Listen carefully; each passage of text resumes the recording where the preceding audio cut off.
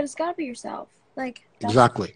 you and I had a fucking 3-hour conversation the other night where it was like, you were like, Tiff, you have to, like, stop, like, getting in your own fucking way. Like, you have to be your greatest motivator. Because nobody's gonna hand this career to you. Nope. And you were like, not even me. You know what I'm saying? Like, nobody's gonna do it besides yourself. So get all your fucking ducks in a row. And people will help you. Once you become easy for them to help. Well, it's the thing, because people don't understand is that, like, everything in life is about the relationships that we build. But if you surround yourself with people that don't want to grow, then you don't grow. And that for me is like I used to deal with. It's one of the reasons why, like, you think. Yeah. yeah, like for me, like, you know, where I was living before when Mel was in the same city as well too was we were in a really shitty fucking place. Like, I don't even want to mention. I'm like, I won't even say the name because it's just, it makes my blood crawl. I mean, but don't get me wrong, I established an OG status there, literally putting the city, you know, because before I got into the Hollywood game, I was in a nightlife game, and I created an entire nightlife for a city, and that had nothing, and, you know, gave some of the most legendary parties and events, and created, you know, an atmosphere for people to come together, create marriages, relationships, friendships, and it was good. But as time went on, you learned, and it prepared me for Hollywood, was that when you give so much to people, you forget about yourself. You forget about that, like, while everyone was growing up and getting older and establishing, like, friendships and relationships and marriages. Right. My friendships and relationships were my staff, my coworkers. And then when the shit was over, after 20 years in that game, I walked out and said, I'm going to have all these friends. I'm now able to hang out with people. And now people have moved on. They've, like, gotten married. They've gotten kids. I can't see them. And then the rest of the people were like, we don't need you for VIP. We don't need you for drinks. We don't need you for this.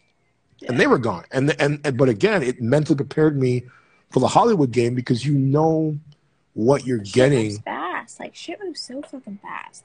It moves very fast.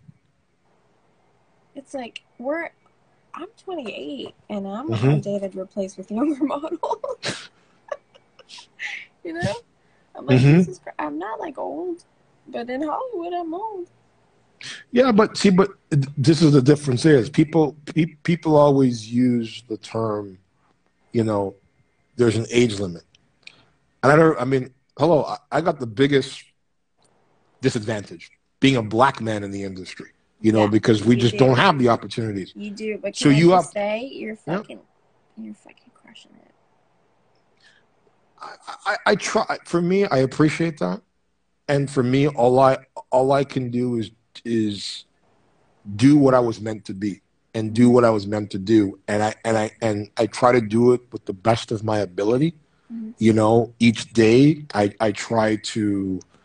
I mean, my goal when I got in this industry was just to leave it better when I leave it, like to be able to not be a blip, and that was for me was like, you know, Mel will tell you, I mean, like, there's nobody that could duplicate what I did in the 90s in that scene ever. It was a different world. But then when I walked away from it and watched the new generation come into the scene and shit on everything and destroy everything and ruin everything, yeah, I'm not even remembered for it. Like, I mean, unless you're old school and you're old and but the new generation, they have no clue.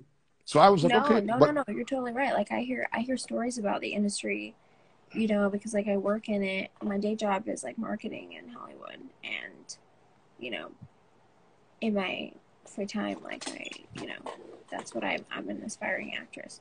Mm-hmm. We don't say that anymore. We say just, like, you're an actress. That gets us at work. Mm-hmm. We don't say aspiring anymore. But yeah, like, I hear stories and it's like, holy fuck, like, that, all that shit, all that effort, all that all that pizzazz, that passion. We don't have that in the industry anymore. That's gone.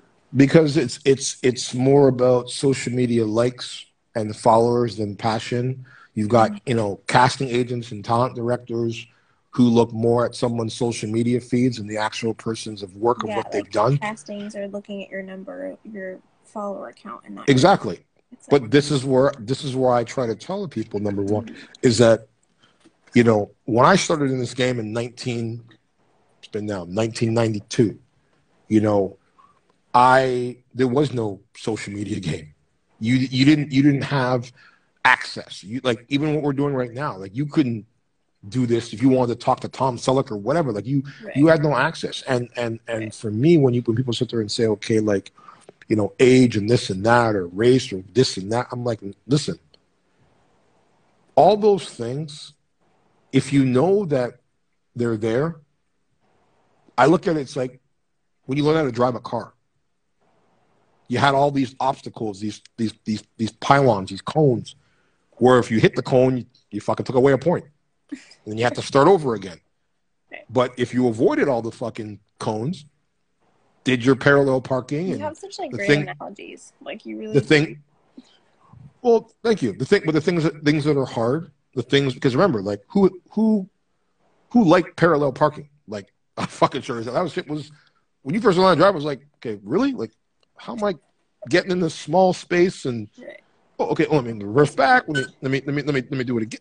Okay, you had to do it multiple times, unless you were just one of those people that just got it, you know. But you knew, in order for you to get your license, whatever was checked off of, like, you didn't do that well, you have to keep doing it until you did it well, and then you passed.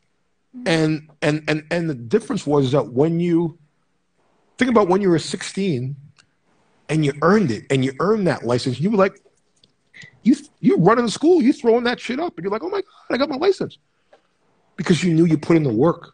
The problem is now is that people are connected to instant gratification from the wrong people. They're connected to instant gratification from people that don't even know they fucking exist. Like if you look at it this way, and this is the easiest way I tell people, it's like, you got all these people on social media who idolize, worship other celebrity figures that are in my business. They got, you know, they're on their pages and the comments, and if they say, you know, buy my fucking makeup, they'll run to the store and they'll fucking buy their makeup. With their own friends, their own peoples, their own fucking people that they say, yo, I'm down for you, man. You're my friend. When they start a business, crickets. They ain't fucking helping them. They ain't putting money to work. They ain't doing shit. And that's when I had until they're like, you know, someone, until they gain notoriety. Exactly. And then everyone's your friend. Everyone knows. And I went through that. And that's why, like, with certain people, like, I protect my peace now more than ever, because I'm like, as I said, like, you're on this crystal stuff now. Yeah, exactly. You know, that's what it is. It's like you have to realize that, you know, the certain crystals of life, they're not for everybody. Like, you got to protect those crystals. You got to protect the fact of, like, knowing that not everybody wants to see you win, and that's okay. Very few. That's what I have to. That's what I have to learn. I'm like, if you don't want to see me win, no problem. Doesn't mean I'm not going to root for you. I'm still going to fucking root for you, because for me, I want everybody to win. I want everybody to have a journey, and this is why I say this world. It's such a rare mindset. Like, I'm with you because, like, I legitimately think, like, I saw something a long time ago. It was like Drake. He was like, he was a nobody back in the day. He was like, coming. You know what I'm saying? And he literally was like, who am I if my friends can't take a piece? Who am I if my friends don't eat at the same table? And that has stuck with me, because it's like, who am I if I have everything but my friends can't afford to be where I'm at? Hold on a second. Mel, put some clothes on and jump into the room. Go on, continue. Yeah. No, I'm just saying, like, it's like, you know, the squad, the fam, like, people Like, No, and that's the thing. Like, I mean, I look at, like, I mean, when I was younger, I had a squad, I had a crew, I was in a gang. I mean, I had all that. I went through so many phases in my life. You know, I went yeah, from, you know, of having large circles, yeah, but then as I got older, and this is what happens with people in life is that when you start to grow and you start to like keep going up that ladder chain, you stay focused because the way this is another analogy that I always try to tell people. Number one, that like I view the world like a battlefield. And my friend last night gave me another analogy, which really sunk home, was that I view when I'm on a movie set like a symphony. yeah. I used to be a musician myself, so you my internet is choppy. Don't mean to keep bouncing in and out. Well, put some clothes on and come in the damn room then. Um, uh, so for me, the way I look at it is that every goal in life is an objective. It's like you've got to treat yourself like a soldier going into war. You got to treat the industry like you're a soldier going into war It's a because it's war. craft. It's literally a craft. It's like, but it's more than that. It's a craft, but it's a fucking like, it's a brutal ass lifestyle. It's literally nothing shy of military training. Like, you do this shit for life. You know what I'm Mm-hmm. saying? Like, you want to be the best in the business. Do you know how fucking harsh the competition in the business is? And it's a question of how bad people want it. And this is the How thing, bad like, do you want it? Because everybody in the world wants to be the 1% that is booking jobs, like Tom Cruise, fucking Halle Berry, fucking Viola Davis, like all of these fucking actors and actresses that are fucking top tier. They but are this is who but we're this up is a, against. but this is the thing. Like everyone asks me, like it's always the question when they go through my portfolio, and they're like, "How'd you work with Justin Timberlake?" and "How'd you work with Morgan Freeman?" and "How'd you work with fucking such and such?" You're like, I'm badass. And I'm like, no, but understand is that what people don't realize is that they weren't looking for me. They weren't. I had to put myself in a position. But the difference was I had to earn that. It wasn't like, okay, they were just going to find me.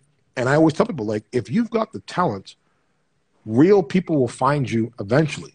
But you have to put in the work. If you build it, they will come. Come. Yeah. Kevin Costner, man. If you build it, they will come. Costner. And this is why. But the problem is, this generation does not want to do the work. They want somebody else to do the work for them. It's like it's like all these Instagram baddies. Like I just looked at one today. It was a guy I was talking to. He owns I'm not gonna say names. I will never do that. But